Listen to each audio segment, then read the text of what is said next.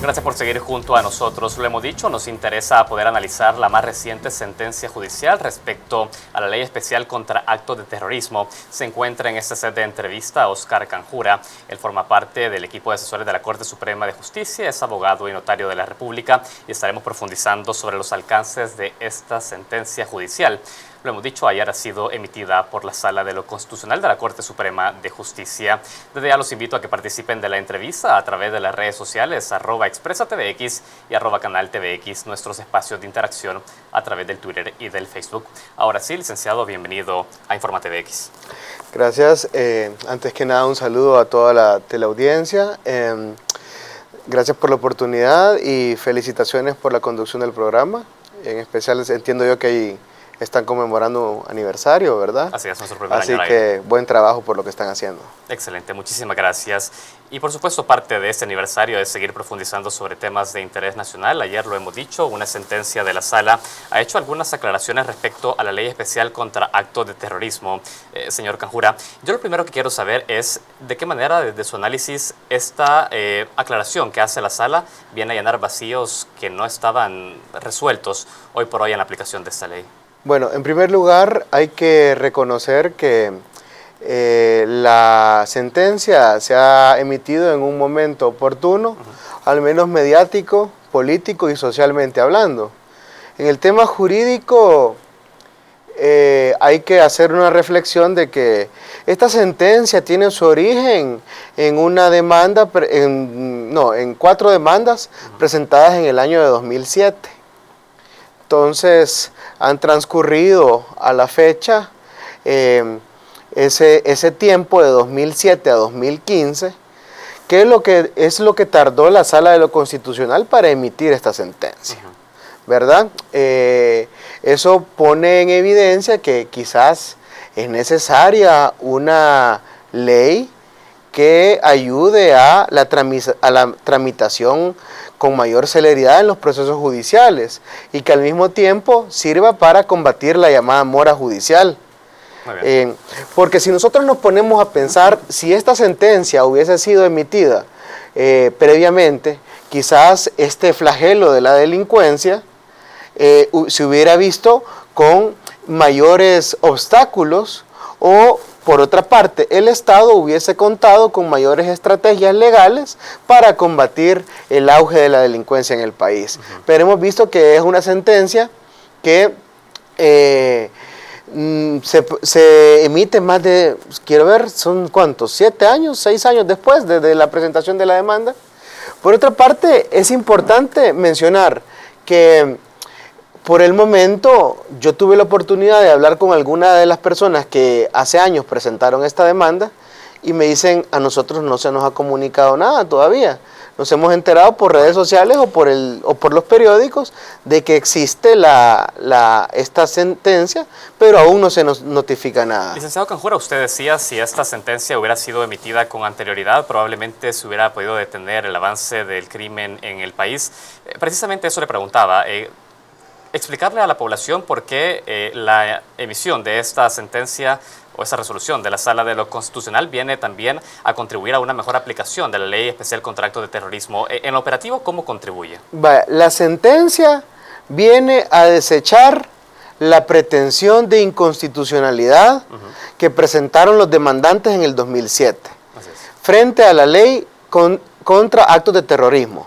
Es decir, en el 2007... los demandantes consideraron que esta ley violentaba derechos constitucionales de los ciudadanos.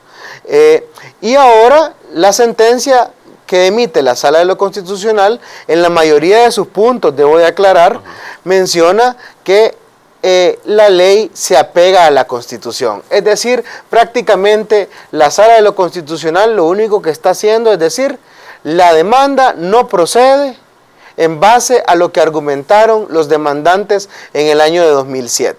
Es decir, no altera nada de la aplicación que normalmente había tenido la ley hasta este momento. Muy poco, porque al menos hay 3 puntos que sí específicamente la Sala descarta de la ley, pero son algunos puntos en generalidades, no así en la operatividad misma de la ley. Excelente. Sobre lo específico me gustaría hablar a mí, porque usted ha dicho muy bien, son algunos aspectos los que ha declarado inconstitucional, pero ha negado la inconstitucionalidad respecto a otros. Por ejemplo, realizar intervenciones telefónicas o incluso hablan de la práctica de declaraciones de víctimas, testigos e imputados mediante el uso de medios electrónicos y cuando se congelan fondos de terceros que resulten implicados con los grupos terroristas. ¿Son aspectos que era necesario que la Fiscalía los tuviera seguros para poder hacer un buen trabajo, licenciado Canjura?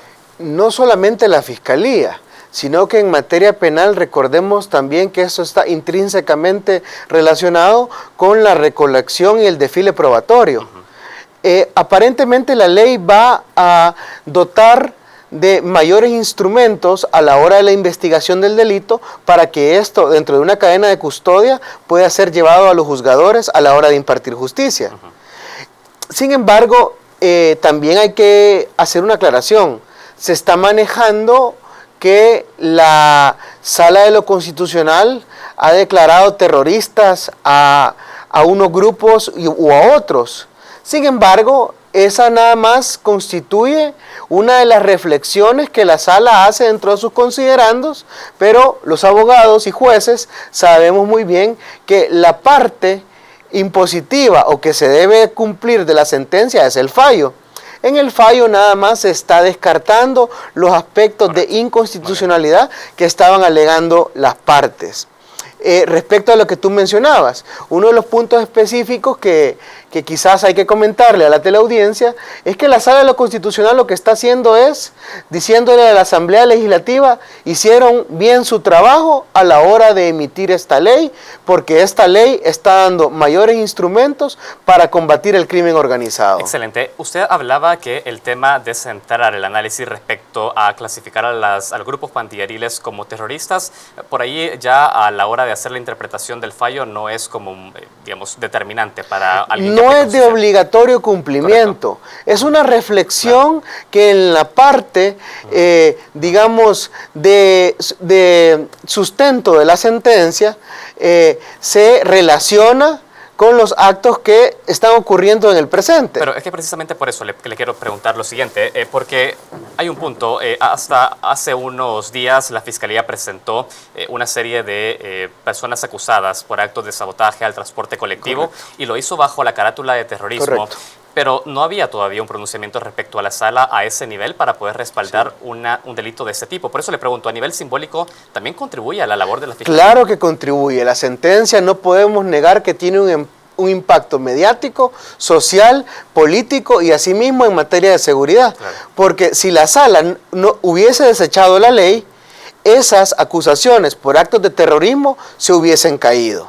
Lastimosamente, como le digo, la población tuvo que esperar tantos años para que la Sala emitiera una sentencia, porque incluso una sentencia que uno de los demandantes, recuerdo yo, era el IDUCA que argumentaba que la ley adolecía de vicios en su formulación.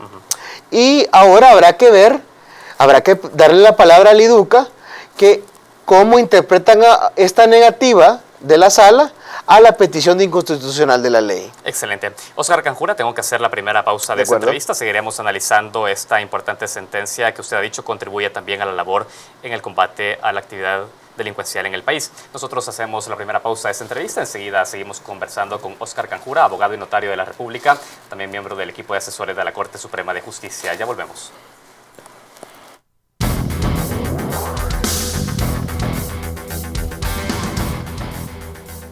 Gracias por seguir con nosotros. Óscar Canjura, abogado y notario de la República, se encuentra con nosotros. Estamos analizando la reciente sentencia judicial respecto a la ley especial contra actos de terrorismo. Ya usted era muy claro, licenciado Canjura. De fondo es importante leer en letra chica este fallo y poder concentrarnos en aspectos de carácter técnico. Algunas de las cosas que han surgido en el marco de esta discusión es ese término, terrorismo, y vincularlo con el accionar de las pandillas. Y yo quiero preguntarle algo, porque de alguna manera en esta sentencia la Sala está definiendo lo que es un terrorismo. Y también ha hablado que terrorismo constituye el ejercicio organizado y sistemático de la violencia, que mediante afectaciones concretas de bienes jurídicos individuales o colectivos busca intimidar de forma general a la población. Yo le pregunto algo, ¿otro tipo de delitos que no sean los cometidos por pandillas podrían caber en ese tema del terrorismo? Así es, y eso es lo que llamó la atención de los, originalmente los demandantes. ¿Por qué razón? Porque inicialmente en el 2007 esta ley se formula bajo una aplicación de criterios de mano dura, de las políticas de seguridad de mano dura, y se argumentaba que posiblemente habrían grupos juveniles con características particulares como piercings, tatuajes, apariencia, que no necesariamente estarían vinculados de lleno en las pandillas. Y esta interpretación, que en algunos momentos por parte de los juzgadores o aplicadores de la justicia pudiese ser errónea, podría involucrar intereses de personas que no están vinculadas al crimen organizado. Sin embargo, déjame decirte, este tipo de cuerpos normativos no son nuevos. Originalmente se toma, yo no sé si la Asamblea, recuerdo que tomaron la referencia de 1955, la ley RICO. La ley RICO se implementó en los Estados Unidos en aquel entonces para combatir lo que eran las mafias. Tú recuerdas el tiempo de Al Capone.